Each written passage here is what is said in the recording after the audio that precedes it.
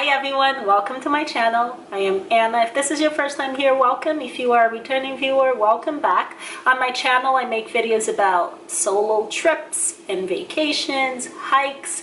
I make lifestyle videos, and I make a little witty bit of videos about finances. And today is one of those videos, one of the little bitty videos about finances. I also make a few videos updating you on my debt-free journey. And today is one of those videos. I'm going to be talking about how I've paid off over $10,000 towards my debt in the last 9 months. And I will give you the exact number. The exact amount that I've paid towards debt is $10,700.24. That was divided in 4 major bills that I have talked about in my previous video, and I will insert it here so you can watch it if you'd like to. And there were 4 major bills. I've currently paid off 3 of those major bills, and I'm finishing paying off the very last one, and I cannot wait until I can come here and let you know that I am finally debt-free. In the meantime, I'm using this as a 9-month check-in to update you on my debt-free journey, to encourage myself, to keep myself accountable, and to show you the numbers. I have receipts. I've got receipts. I have all the receipts that I'm going to share with you. So my debt-free journey began in March of 2020, and I have it documented until November of 2020 when it paused for a little bit. I have restarted, but it had paused because of the holidays and some unexpected expenses which I had. So I'm going to be showing you the numbers from May until November of 2020. Unfortunately, I do not have the numbers from March until May because at that time it was the beginning of my debt-free journey, and I wasn't tracking it as well as I'm tracking it now. I wasn't being as diligent about it. I wasn't documenting the journey the way that I'm documenting now. So you'll see the numbers from May to November. But before I show you the numbers, before I show you the receipts, there's a couple things I want to address. I was talking to a friend of mine, Charlene. Hi, Charlene, if you're watching. I was talking to her, and so we were talking about my the previous video that I posted about my debt-free journey and the conversation, and she was under the impression, she's like, oh, I was wondering if you had that debt because of travel, which is a great question. A lot of my vlogs and a lot of my videos are about my solo trips. The majority of the debt that I had was not because of travel. As I've explained in one of my videos, the videos where I was talking about, I think it was that same video, I talk about when I travel, I always have a budget. So I budget for the plane ticket ahead of time. I have pocket money that I exchange and I take with me.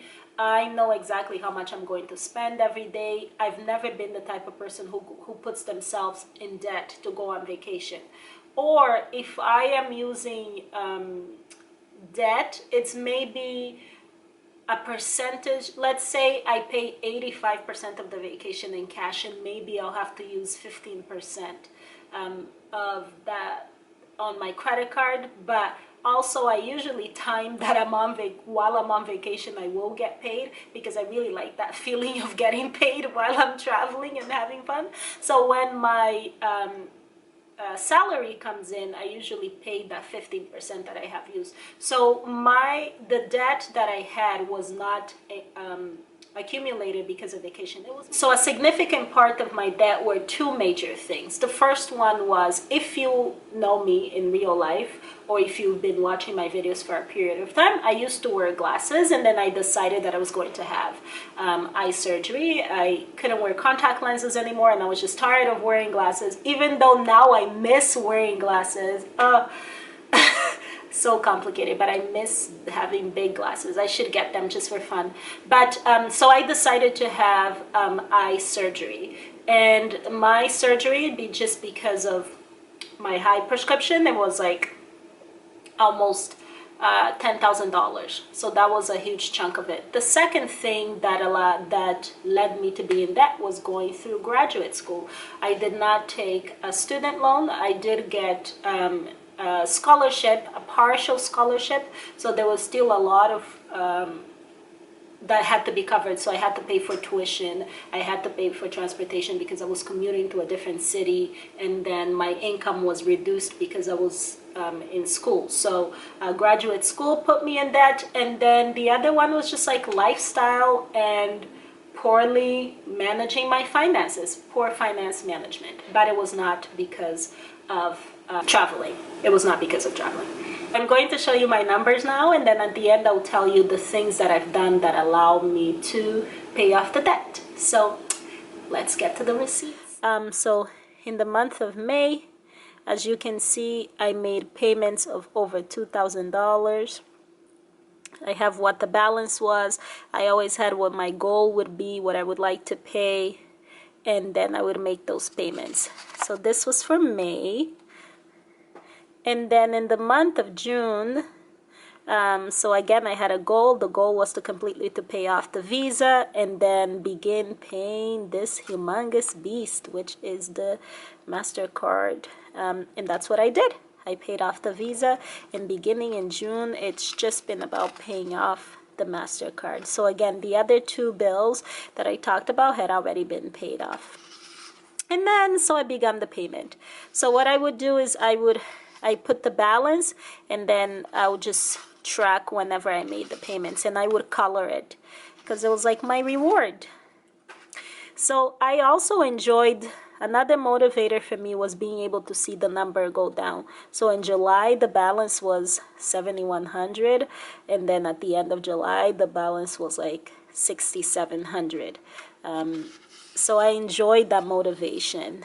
July was also a good month. I paid around $850, so it was good.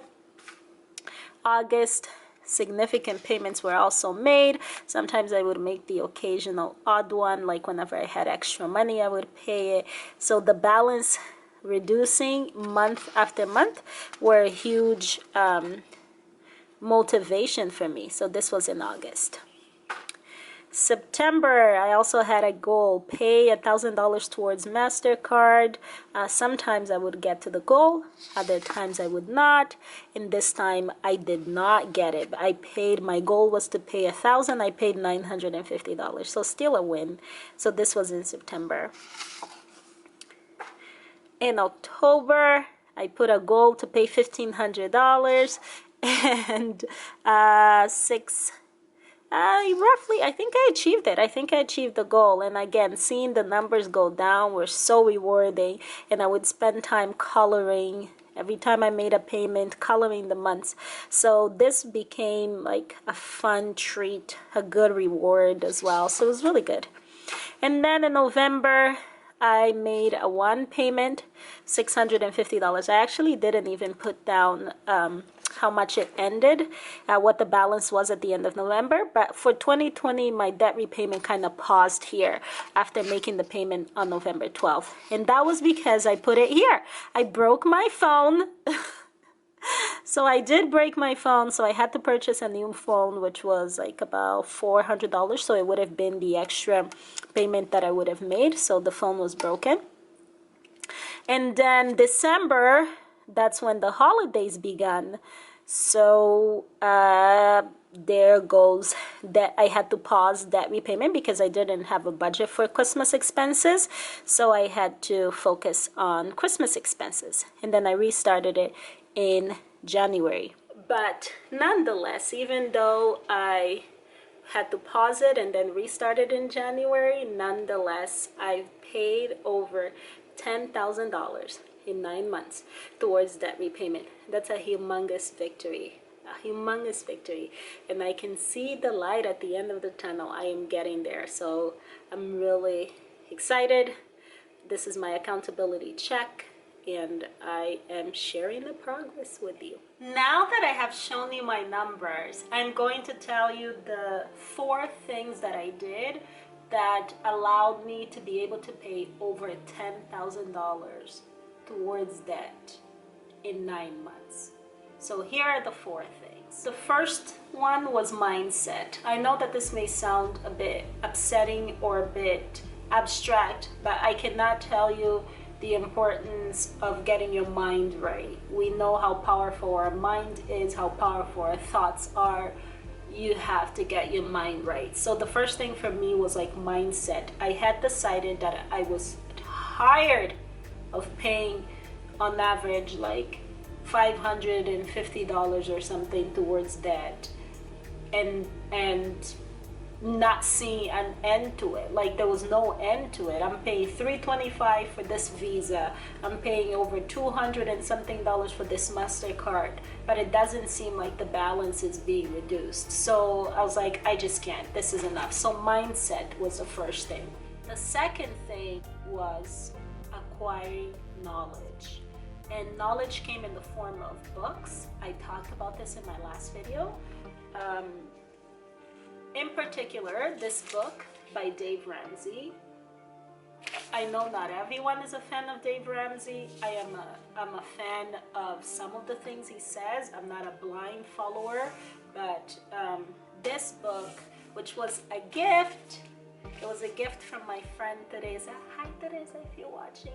She gifted me this book.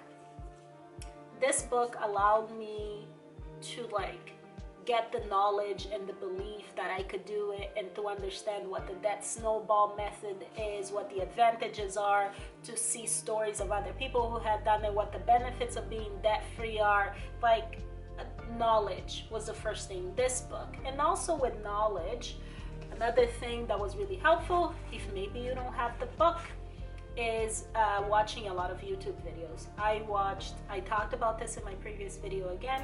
I watched maybe, I don't know, every day from like 8 a.m. to 8 p.m. or something. You get on that YouTube loop. I watched so many videos of like Dave Ramsey's channel, Patricia Bright's channel, The Break, and Graham Stephan. If you're into finance videos and if you watch YouTube finance videos, you ought to be really familiar with these three folks that I mentioned. So I watched a lot of their videos. I had the opportunity of seeing other people who were winning, other people who had done something similar. Oh, I also watched a lot of like CNBC Millennial Money. And that was also really helpful to see, wow, there's people who are doing this. There's people who've done this. There's people who are winning. There's people who are doing way worse than I am, and I don't want to be there.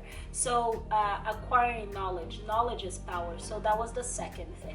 Third thing was discipline, and in parentheses, I want to say quarantine. So the discipline was, this is what I'm gonna do. You know, I'm paying, as you saw my numbers, some months I was paying towards $2,000 towards debt. So that was, in other times, that was $2,000 that I would have, I don't know, spent on something else. Like, I don't know, I would have gone on vacation. Maybe I would have saved a little bit. Let's say I would have saved $500, but like money would have just gone out the window somewhere, like because I wasn't even tracking it. So being disciplined, and that discipline was also helped by the fact that we were in quarantine. So I didn't have as many distractions. I wasn't going out with friends. I wasn't going out for dinner. I couldn't travel. I couldn't do anything. So I was forced to stay put, literally, in my four walls, and therefore I could watch the videos, I could acquire the knowledge, I could be disciplined. So discipline was really, really important. And then the fourth thing that to my journey has been very important has been creating a budget and tracking expenses. I've also mentioned this in another video. I did not have a budget before. Like, I did not have a budget. I did not like the word budgets. I did not track my expenses. Like, I didn't control my money. It was like my money controlled me. You know, like I had no control or no say of where the money was going to go. Pretty much all I would make sure is that my mortgage was paid off, my essential things were paid off, and then everything else, money would just disappear in the air because I wasn't tracking it. So I created a budget. I knew exactly what would be coming in, what my incomes were. I knew exactly how much I was going, what my needs were. So making sure mortgage and food and all of these things that needed to be taken care of. And then how much I wanted to allocate towards debt repayment and everything else. So I had to have a budget. I had to track my expenses. And also another thing that I would say is like, although I was making and I continued to make payments towards my credit card, on occasions I have used my credit card while making payments because, you know, it's life, it's real life. Like, there's no cutting the credit card and never using it again, at least not in my circumstances. Sometimes I still use it. On average, I feel like every month I'll use my credit card for maybe like $100, but I'm making like these other massive payments, as you saw. And my desire, like now in 2021, my wish is that I don't use my credit card anymore. Like, I want to pay this balance completely and not use this credit card. I actually want to get a completely different credit card because I'm just so unhappy with this credit card company. I don't want to give them my business. I'll get a different credit card just for when I need to use it. For example, if I need to book a vacation, I may need a credit card, because this time as I went on vacation, to my last vlogs of me going on a solo trip to Dominican Republic in Punta Cana, when I checked in at the resort, I needed to have a credit card for, they hold a certain funds, a certain amount of money. So a credit card is needed in certain circumstances. There have also been times when I'm ordering things and I've used a website, and so this is when I was ordering like bathing suits. The website didn't accept debit Visa. So in other words, I needed to have a credit card, otherwise you can't make online purchases. So I need to keep that in mind. The credit card is needed, so I will apply for a different credit card, but not this one, and I do not plan to use it. I only plan to use it when I have to, and then plan to pay it off completely, because I do not want to put myself in debt again. So, long story short, those were the 4 tools that I have used in order to be debt-free. Thank you for watching. I hope you enjoyed this video. If you did, please give it a thumbs up and leave a comment if you have any questions. Otherwise, you can share with a friend or with a loved one. So thanks for watching. Have a good day. Bye.